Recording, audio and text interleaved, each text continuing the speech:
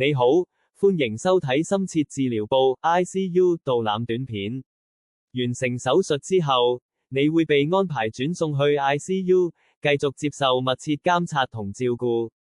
呢段短片係想幫你同家人預先認識醫護團隊，了解 ICU 嘅環境同治療流程，等你可以更有準備去面對術後治療。東區醫院嘅 ICU 位於主座大樓 B10 同 D10 病房，一共設有25張病床，由超過120位經驗豐富嘅醫護人員組成團隊，每年照顧超過1600名病人。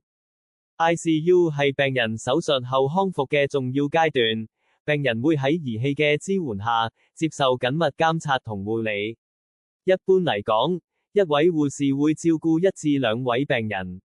以下會逐步介紹你抵達 ICU 後嘅情況。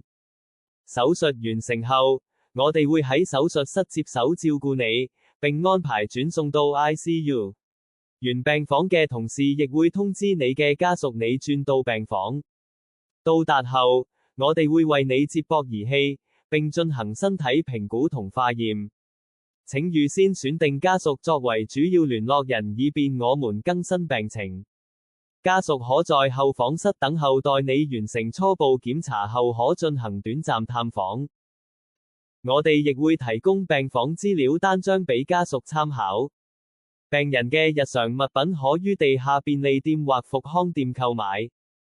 手術後，你可能會喺接駁多種儀器嘅情況下醒來，呢啲設備係用嚟協助監察你嘅身體狀況同提供治療。以下是常見儀器介紹，病床上方有維生指數監察儀，24小時記錄心跳、血壓、呼吸同血氧濃度。動脈導管可以持續監察血壓，亦方便抽血化驗。氣管內導管同呼吸機則幫助你維持呼吸道暢通。插管後可能會感到喉嚨唔舒服，但請勿自行拔除，以免危及生命。靜脈注射泵會準確輸送藥物同補充液，而中央靜脈導管則用於輸注大量液體或特定藥物。術後一般需要禁食，會透過靜脈輸液維持營養。如無法進食，則會使用鼻胃管餵食或引流。尿管同小便引流袋用於排尿同監察尿量。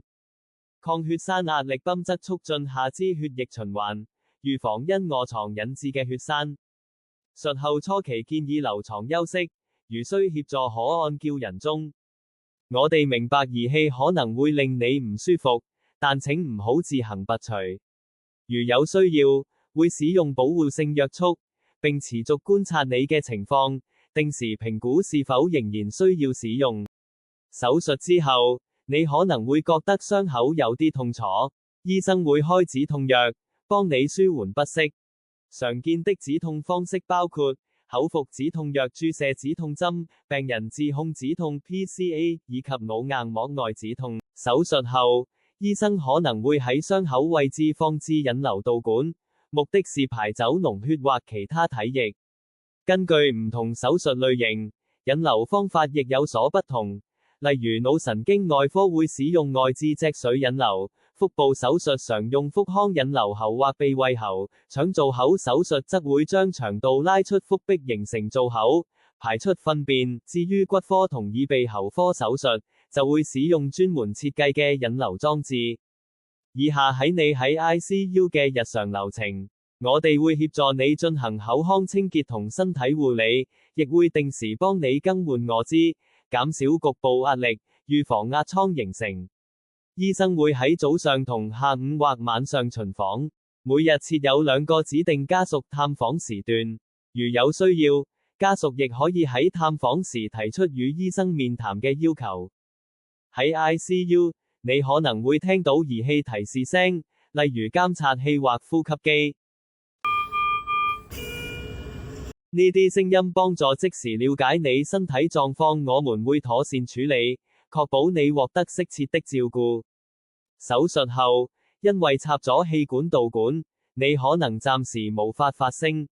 病房有溝通卡同紙筆，方便你寫低需要。我哋會同你嘅家屬保持聯繫。如果需要同醫生、社工或傳譯員見面，我哋可以協助安排。病房設有訪談室，方便進行深入傾談。當你清醒後，可以使用手機同家人聯絡。如果你或你的家人需要心靈上嘅支援，我哋可以安排院牧提供服務。經醫生評估後，若你情況穩定，就會安排你轉返專科病房，繼續接受觀察與護理。多謝收看，如有任何疑問歡迎提出。